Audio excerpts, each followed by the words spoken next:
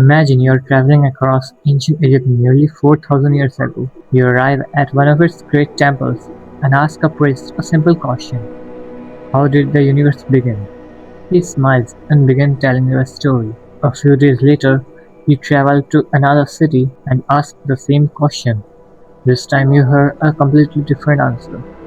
You visit the third temple, another story, a fourth city, yet another version. Strangely, none of these priests think others are lying. So, which one is true? That's the question we are exploring today.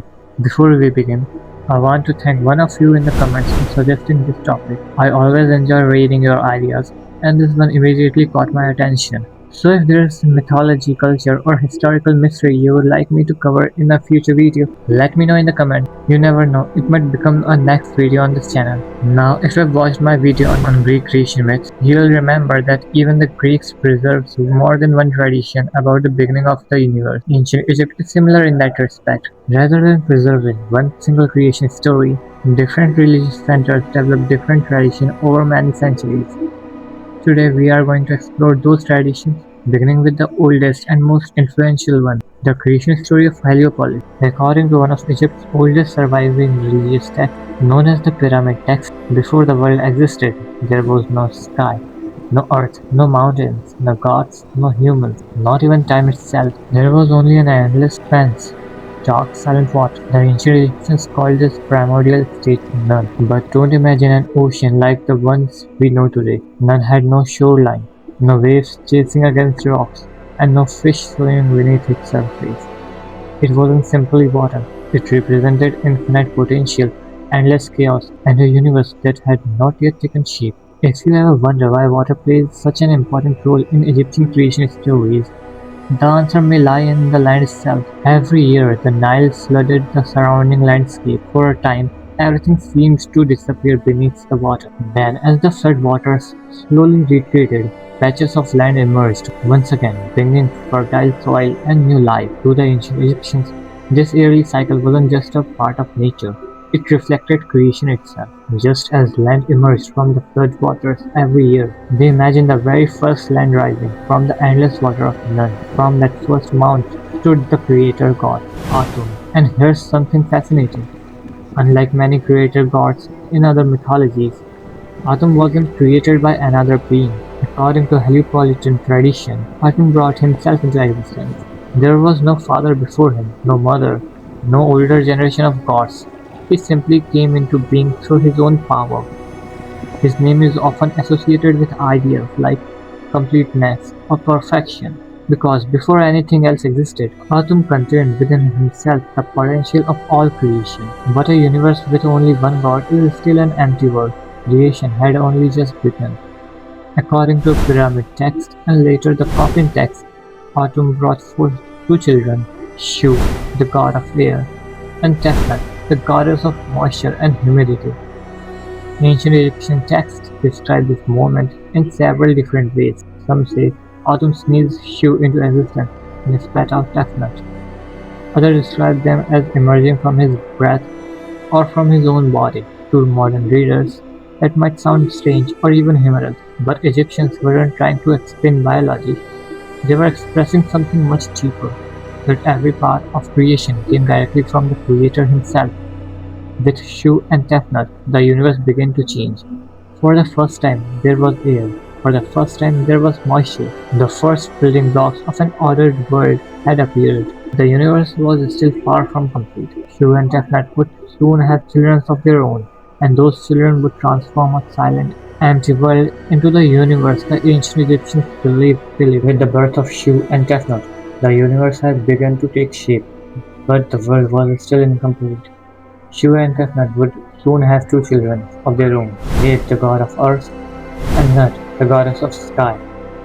And here's an interesting detail that often surprises people. In many mythologies, the sky is represented by a male deity while the earth is female. Ancient Egypt imagined the opposite. Cave was the earth, Nut was the sky. It's one of those small details that remind us every culture saw the universe through its own unique perspective. According to the Heliopolitan tradition, Cave and Nut loved each other so deeply that they remained locked together in a constant embrace. Imagine that for a moment. The sky pressed directly against the earth. No space between them. No room for light, no room for wind, no room for rivers, forests, mountains, animals, or people. Creation had begun, but life still had nowhere to exist. So Shu, the god of air, stepped between them. With all his strength, he lifted Nut high above the sky while Geb remains below. He separated heavens from the earth, creating the world as the Egyptians understood it. If you have ever seen ancient Egyptian artwork showing a woman covered in stars arching across the sky while a man lies beneath her, you have already seen this myth illustrated. The woman is Nut, the man is Gabe, and standing between them, holding them apart, is Shu. To the ancient Egyptians, this wasn't just a symbolic artwork, it was a picture of reality itself. Every time they looked upward at the night sky filled with stars, they imagined they were looking at the body of Nut stretching over the world. Every time they stood upon the ground, they believed they were walking on Geb. Even the movement of the sun became part of this great cosmic story. Each evening, as the sun disappeared beneath the western horizon, the Egyptians believed it entered the body of Nut. Throughout the night, it journeyed through her before being born again at dawn in the east. To them, sunrise wasn't simply another morning, it was proof that the universe still functioned across to the divine order established at the beginning of creation. In Egyptian thought, the divine order was known as Ma'at, the principle of balance, harmony, and the order that kept the universe from falling back into chaos. The separation of Geb and Nut wasn't just about creating space, it was about establishing order over the chaos that existed before creation. In many ways, that idea became one of the foundations of Greek religion. From Geb and Nut came another generation of gods. Four of their children would become one of the most important figures in all the Greek mythology: Osiris, Isis, Set, and Nephthys. If you ever heard the famous story of Osiris being murdered by Set, or Isis searching across Egypt to restore her husband, this is where the family story begins. Those myths would eventually become some of the most beloved stories in ancient Egypt, influencing its religion for thousands of years. But that's a journey for another video. For now, our creation story has reached what seems like its ending. The Creator has appeared, the sky has been separated from earth, the universe has taken place, the generations of God have been born. So, is that the Egyptian creation story? Well, yes, but also no, because if you had left Heliopolis and traveled to another great Egyptian city, Memphis, and asked a priest the very same question, how did the universe begin? You might never hear the name Atum at all. And that's where Egyptian mythology became truly fascinating. Unlike many people imagine today, ancient Egypt didn't preserve just one explanation of the beginning of the universe. Different cities became powerful at different times, different temples honored different creator gods. And over the course of more than 3,000 years of Egyptian civilization, several creation traditions developed side by side. Rather than replacing one another, these traditions often continue to exist together. Though the story you just heard isn't the Egyptian creation story, it's one of the most influential Egyptian creation traditions. And now, it's time to hear what the priests of Memphis believed. For them, the creator was Ptah, and unlike Atum, Ptah didn't create the world by giving birth to the other gods. According to what scholars call the Memphis theology, presented on an ancient monument known as the Shimbaka stone, creation began with thought. Before anything existed, Ptah first imagined the universe in his heart. Now that might not sound unusual today, but to the ancient Egyptians, the heart wasn't just where the emotions came from. They believed it was the center of intelligence, wisdom, and thought. Every mountain, every river, every tree, every animal, even the gods themselves, first existed as an idea within the mind of Ptah, and then he spoke. By speaking their names, creation came into existence. It's a remarkably philosophical idea, one that suggests the universe first existed as thought before becoming reality. What's also interesting is that the Memphis theology doesn't simply dismiss the older story of Atum. Instead, it presents Ptah as the greater creator force behind all existence, with even other creator god acting through his creative power. Instead, it presents Ptah as the greater creative force behind all existence, with even other creator gods acting through his creative power. So while the stories sound different, the priests weren't necessarily trying to erase older traditions. They were expressing the importance of their own city patron deity. But Memphis wasn't the only city with its own answer. Travel north to Hermopolis, and you will hear another completely different beginning. Here, creation doesn't begin with a single creator at all.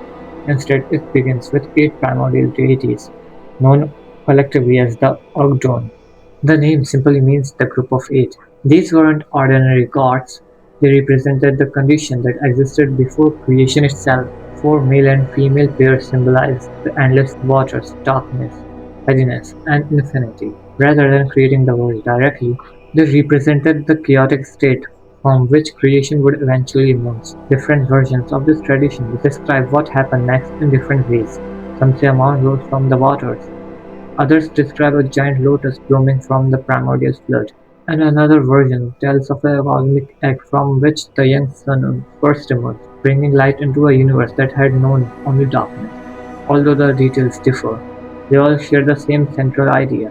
Before there was order, there was chaos, and from the chaos, a creation began. Finally, we arrive at the city of Thebes. As Egyptian history continues, Thebes became one of the most powerful cities in the kingdom. Its chief deity was Amun. His name is usually translated as the Hidden One. Unlike Atum and Ptah, Amun wasn't always described through a dramatic act of creation.